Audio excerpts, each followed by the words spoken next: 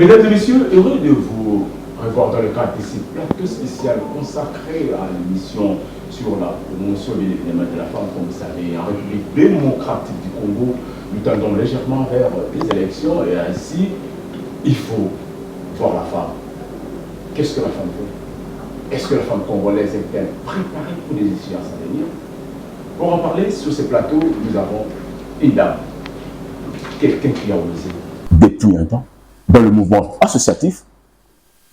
Aujourd'hui, ministre des personnes vivant avec handicap. Il s'agit de Madame Irène Esambo. Avec elle, nous allons tenter de parler en long et à large et surtout qu'elle a accepté de travailler comme candidate pour des élections en République démocratique du Congo, la députation nationale, en la circonscription électorale de la Lukunga. Madame Irène, merci d'avoir accepté cette invitation. Merci. Une émission produite, il faut le dire, par Bercy. Bercy qui est le bureau d'études, de recherche et de consulting international, qui travaille toujours dans le cadre de la promotion de la bonne gouvernance en République démocratique du Congo, la préparation, tout ce qui est trait sur le développement durable dans notre pays. Et Bercy travaille pour le cas d'espèce avec une structure également connue par sa manière également de se déployer, s'appuyer des OSA. Avec cette structure, aujourd'hui, on veut donner une valeur sur la femme. Madame Irène, la première question est celle de savoir, est-ce que vous pouvez vous présenter légèrement pour que le public qui nous suit connaisse qui est Madame Irène? Merci beaucoup. Je suis Irène Esambo Diata. Je suis juriste de formation et avocate de carrière. Actuellement, je suis ministre déléguée en charge des personnes avec handicap et autres personnes vulnérables. Mais bien avant cela, je suis du mouvement associatif féminin. J'ai beaucoup travaillé pour la promotion de la femme, la promotion du genre, la promotion des personnes avec handicap, la lutte contre les inégalités ainsi que la réforme du secteur de sécurité avec un accent particulier sur la mise en œuvre de la résolution 1325 de Femmes, Paix et Sécurité. Madame Irène, par moment, personnalité qui travaille plus dans le mouvement associatif, puis vous avez basculé en politique. En basculant en politique, aujourd'hui vous postulez. Dites-nous, qu'est-ce qui vous pousse à aller présenter votre candidature en tant que député national? Oui, j'ai dit que je suis le fruit de la société civile. Donc, avec moi, j'ai deux expériences. J'ai l'expérience d'avoir été dans la politique passive avec la société civile, mais aussi l'expérience de la politique active au sein du gouvernement. Alors, ayant mis ensemble toutes ces réalités, j'ai initié des réformes depuis que je suis au gouvernement en termes de la promotion, de la protection et de la participation des personnes avec handicap. Parce qu'au finish, le président de la République, Félix-Antoine Tshisekedi Tshilombo, en me nommant comme ministre au sein du gouvernement national, central, il a voulu que je puisse travailler pour l'inclusion sociale des personnes longtemps marginalisées, qui sont les personnes avec handicap. Alors avec ça, il fallait que nous puissions travailler vraiment en profondeur, essayer de creuser, de comprendre le problème, parce que vous savez, aujourd'hui, quand les gens arrivent en République démocratique du Congo, dans le secteur du handicap, facilement, on vous dit, les personnes avec handicap sont sur la rue en train de mendier. Et ça, c'est vraiment quelque chose que nous ne pouvons pas supporter avec cette vision novatrice du président de la République qui prône l'inclusion sociale. Alors, pour combattre ces fléaux, nous avons mis en place des réformes. Nous avons initié des réformes. Nous avons des réformes en termes de loi. Nous avons eu à apporter, à faire adopter au niveau du Parlement une loi qui oriente tous les secteurs, qui apporte des innovations en termes de transformation sociale. Et cela demande que nous puissions travailler dans le temps, que nous puissions travailler dans la durée. Et c'est pour cela que aujourd'hui que nous sommes fin mandat, il faut que nous puissions avoir l'opportunité de continuer ce travail. Donc ça fait partie de raisons qui me poussent à dire je peux encore apporter quelque chose. Mais aussi, il faut dire que notre pays vient de loin. Nous avons eu un leadership politique national aujourd'hui qui a une vision pour la lutte contre l'intégrité, disons, la lutte pour l'intégrité territoriale de la République démocratique du Congo et aussi la lutte pour la valorisation de l'homme congolais. Et nous sommes parmi les premières personnes qui ont accompagné cette vision du président de la République au sein du gouvernement. C'est pour cela que nous tenons d'abord à pouvoir soutenir la candidature du président et en nous faisant nous-mêmes aussi des candidates pour continuer dans la mise en œuvre de cette vision qui est une première parce que si vous regardez dans le bilan du président de la République, vous allez voir qu'il a beaucoup plus d'innovation que des choses qu'il a héritées, sur lesquelles il est en train de continuer. Il a pour la toute première fois mis en place la gratuité de l'enseignement. On ne pouvait pas parler d'une telle chose sans Félix-Antoine Tshisekedi Tshilombo. Il a amené aujourd'hui la gratuité de la maternité avec l'appui pour les soins médicaux gratuits aux nouveau-nés. Ce sont des innovations qui ont commencé avec lui et aujourd'hui, demain, on continuera à en parler, mais le point de départ, c'est Félix-Antoine Tshisekedi Tshilombo. Là aussi, c'est une deuxième chose qui me pousse à dire il faut que je l'accompagne dans son action et je ne vais pas être dans la passivité, je vais être dans l'action. Madame, effectivement, vous avez décidé d'être active. Mais on peut un peu savoir, pour qu'il y ait des élections, il faut la campagne. Est-ce que Madame Irène Esambo, vous avez eu le temps de réunir les moyens nécessaires? Je veux un peu savoir à votre niveau, quelles sont les forces, les atouts que vous détenez pour vous engager dans cette bataille électorale? Le premier atout, c'est d'abord, j'ai un Dieu qui me soutient. Je suis en politique et j'ai mon Dieu qui m'aide à pouvoir chaque fois, même si je fais face à plusieurs défis, de dire qu'avec Dieu, je peux. Et vous savez, la Bible nous dit qu'avec Dieu, nous ferons des exploits et il écrasera nos ennemis. Alors pour moi, tous les défis que je rencontre sur mon chemin, je considère ça comme étant des choses sur lesquelles les exploits de Dieu doivent se manifester. Le deuxième atout, c'est que j'ai confiance en moi-même. Je sais ce que je suis en train de faire. Je ne navigue pas à vue. Je sais pourquoi je suis au gouvernement et quelles sont les attentes de la population, surtout ceux de mon secteur par rapport à mon action. Alors ça me donne de pouvoir aller de l'avant pour rencontrer leurs attentes et apporter des solutions. La troisième chose, c'est que j'ai la confiance de ceux-là qui sont bénéficiaires de mes actions. Vous savez, mon secteur concerne les personnes avec handicap et aujourd'hui en République démocratique du Congo, parlant des personnes avec handicap, il faut entendre par là plusieurs catégories de personnes. Il y a les handicapés physiques, il y a les personnes atteintes d'énanisme, les personnes atteintes d'albinisme, il y a les personnes de troisième âge qui sont aussi des vulnérables, mais aussi toutes les catégories de personnes qui ont des problèmes de cécité, des problèmes de communication par la langue, etc. Toutes ces catégories forment le bénéficiaire de mes actions. Mais après avoir travaillé plus de 4 ans au sein du gouvernement, j'ai leur confiance. Donc, c'est un atout en plus. Mais aussi l'ensemble de notre peuple, parce que quand vous allez aux élections, il ne faut pas seulement compter sur une frange de la population. Il faut vous dire que la population dans son ensemble vous apporte sa confiance. Alors moi, aujourd'hui, je sais que la population a jugé mon action et les échos que je reçois me poussent à croire qu'ils croient en ce que je fais et ils m'apportent l'appui. D'ailleurs, ma campagne est beaucoup plus portée par les autres catégories, par la population en général que par moi-même. Il y a beaucoup de choses que je suis en train de bénéficier parce que les autres portent ma campagne. Au-delà des atouts, Madame Irène, il y a également de faiblesses qu'on ne peut quand même pas ignorer. Quelles sont les faiblesses que vous pouvez énumérer parce qu'on veut utiliser votre expérience pour servir quand même des leçons à d'autres, dans le cadre surtout de la promotion de la femme, de faiblesse?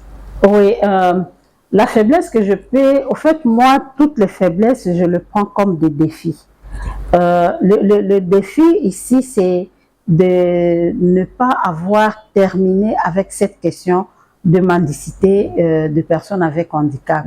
Parce que vous savez, c'est vraiment un fléau et ça ne fait pas honneur à notre pays de voir que nous avons une grande vision d'inclusion sociale, mais il y a une frange importante de la population qui est pratiquement comme laissée pour compte. Alors ça, c'est un défi et j'y ai beaucoup travaillé. J'ai eu l'accompagnement du gouvernement et aujourd'hui, nous avons déjà des choses qui sont déjà mises en place ou si vous voulez, qui sont déjà acceptées au niveau du gouvernement. Par exemple, nous devons mettre en place le Fonds national d'appui à l'accessibilité et à l'autonomisation des personnes avec handicap. C'est tout un établissement public que la République a adopté par rapport à sa création. Et pour le moment là, nous sommes en train de travailler pour que ça soit opérationnel sur l'ensemble du territoire national. Mais vous voyez, nous sommes arrivés pratiquement à la fin du premier quinquennat et l'installation ou la mise en place de ces fonds est encore en train de se faire.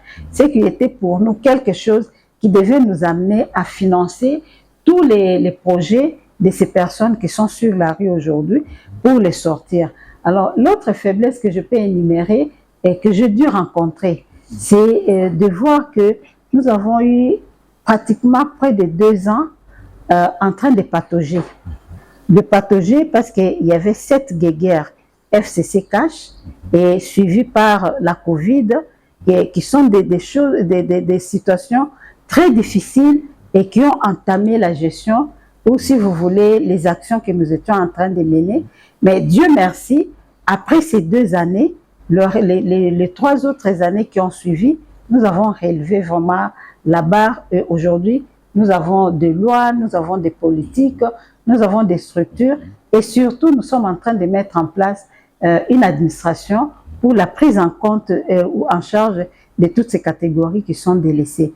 Donc, il y a des défis, des difficultés en termes de défis que nous avons rencontrés et nous avons des choses que nous avons pu faire et ce sont ces choses-là qui sont notre force et qui nous donnent encore envie de pouvoir continuer pour finaliser cette action. Effectivement, au-delà de ça, il y a un arrivé sur les opportunités. Parlons d'opportunités aujourd'hui dans cette aventure, si on peut le considérer comme ça, pour atteindre votre objectif en tant que demain député national pour la circonscription électorale de la Lukuba. Mais avec qui vous faites l'affaire? Vous partez comme singleton? Vous êtes dans quelle structure? Et avec quels moyens, madame? Oui, je comprends que vous posez au même moment plusieurs questions. La première question, vous voulez savoir l'opportunité. Exactement. La première opportunité, c'est la volonté politique manifestée au plus haut sommet de notre pays. Nous avons un président de la République. Je parle ici du président Félix-Antoine Tshisekedi Tshilombo, qui a une volonté manifeste de pouvoir faire de la République démocratique du Congo un pays où l'inclusion est au premier plan. Donc, avec ça, c'est une grande opportunité que les Congolais en général et les personnes avec handicap en particulier ne peuvent pas louper aujourd'hui.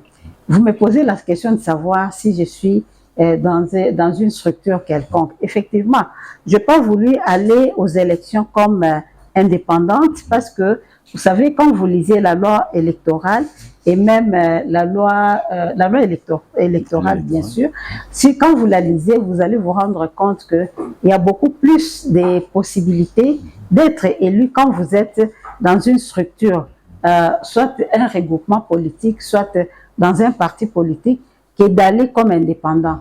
Alors moi, connaissant la loi, l'ayant lu, ayant compris sa teneur, j'ai choisi d'être dans un regroupement politique. Okay. Donc aujourd'hui, je suis dans FPAU, c'est les forces sociales et politiques alliées à l'UDPS. Donc je fais partie de ces regroupements politiques. Vous avez posé la question, avec quels moyens? Exactement. Je vais aller avec les moyens.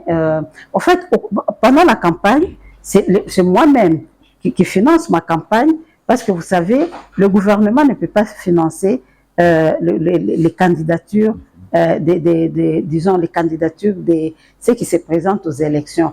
Alors c'est chacun qui se prépare avec son regroupement, avec, si vous êtes candidat, vous vous préparez comme individualité. Et là, je suis dans un regroupement, donc je vais avec le moyen de ces regroupements.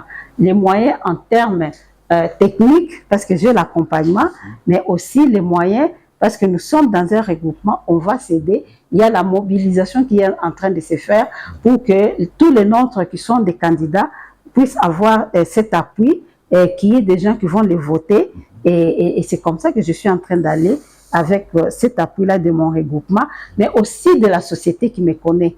Je suis le fruit de la société civile. Et j'ai toujours les amis de la société civile qui viennent me dire, nous sommes avec toi, parce que nous savons comment tu as œuvré dans la société civile. Aujourd'hui, en politique, nous ne pouvons pas t'abandonner.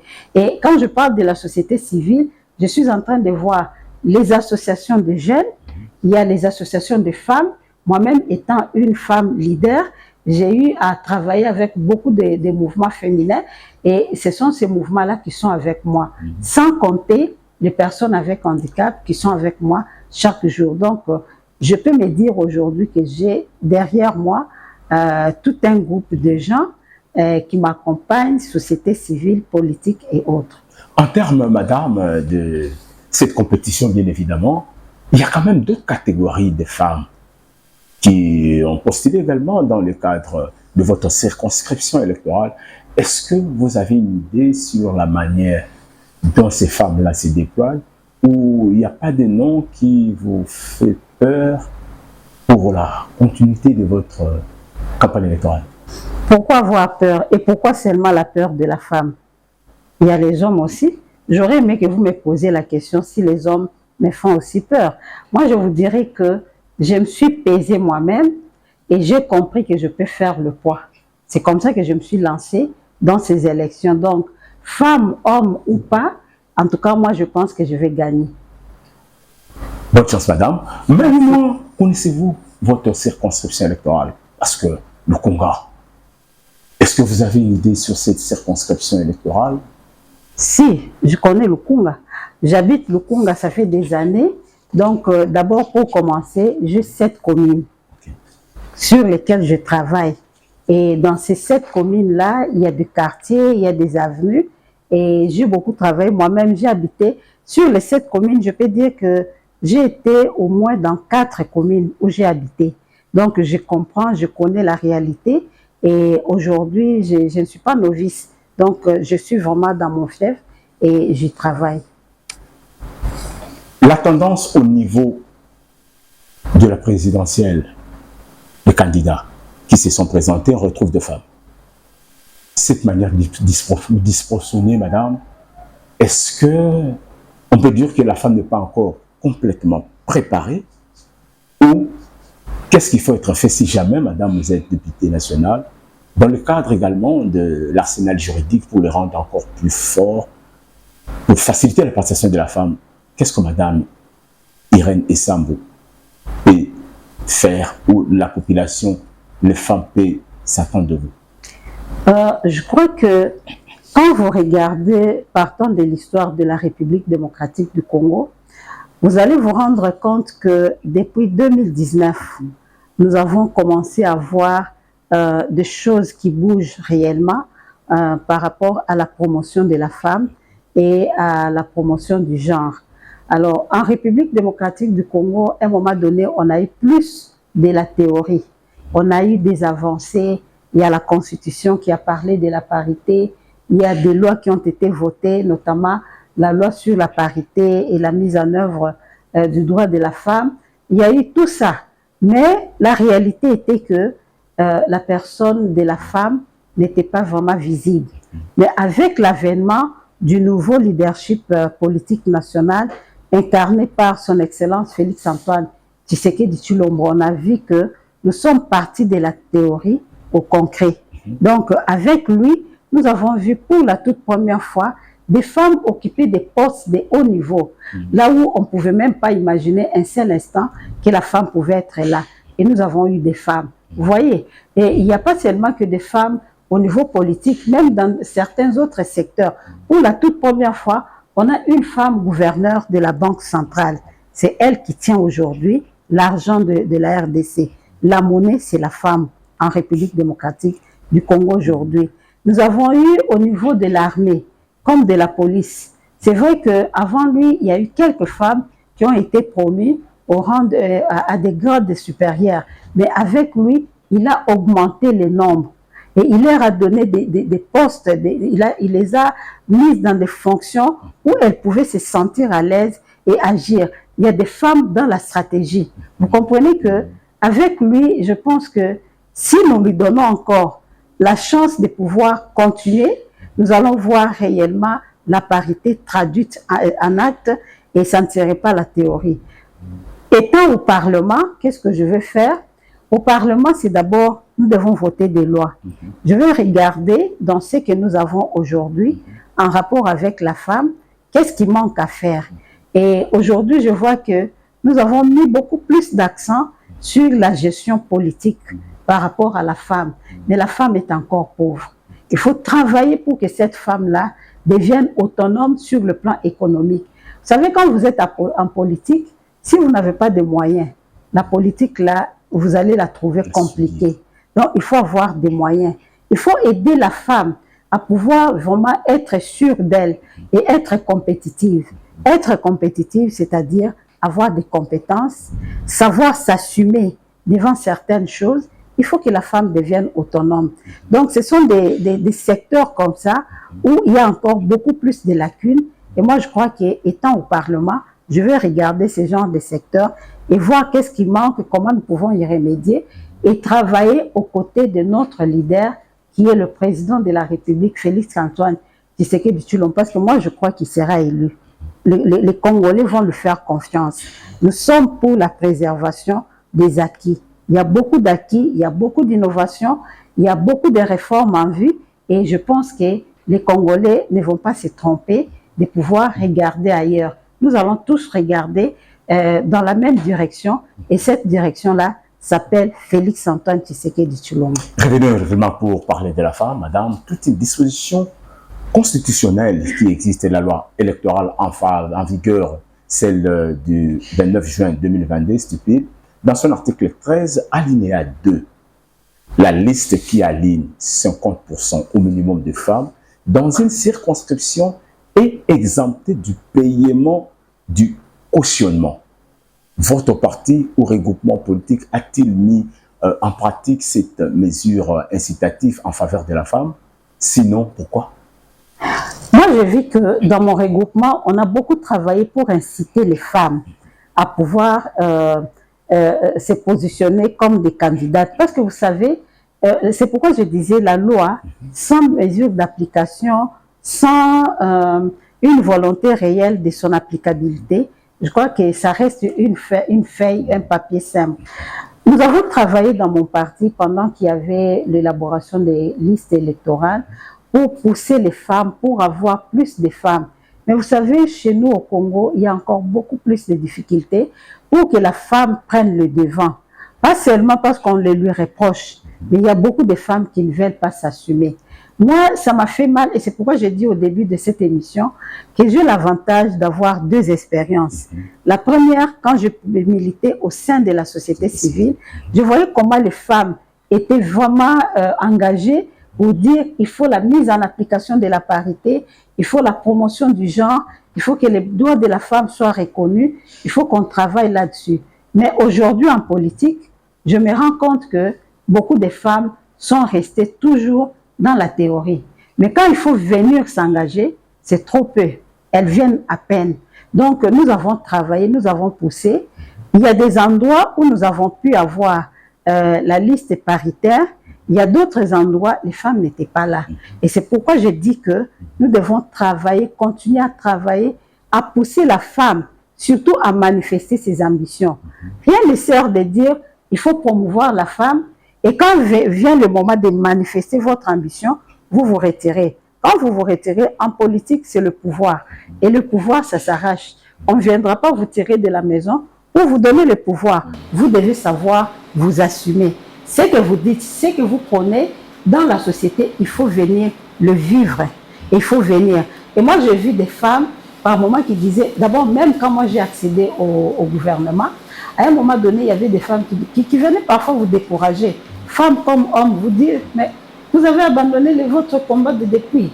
Vous êtes là maintenant en politique. Comme si la politique était quelque chose là de très mauvais, où les gens qui sont censés être des bonnes personnes ne peuvent pas venir. Non. Moi, je crois que la femme aujourd'hui, c'est le moment de s'affirmer. C'est le moment de manifester ses ambitions et surtout de se battre. Merci madame, mais ce n'est pas ce mot de madame la ministre, femme très engagée dans le mouvement associatif pour basculer en politique, pour changer les donnes. Une émission, si vous avez aimé, on doit dire merci à Bercy qui nous a donné cette opportunité avec son partenaire OSA, Open Society Africa, avec une branche spécialisée pour la protection et l'accompagnement des candidatures féminines. Aujourd'hui, vous étiez en face de madame Irène et à chacun pratiquement son choix. Le prochain, chef président. À la prochaine.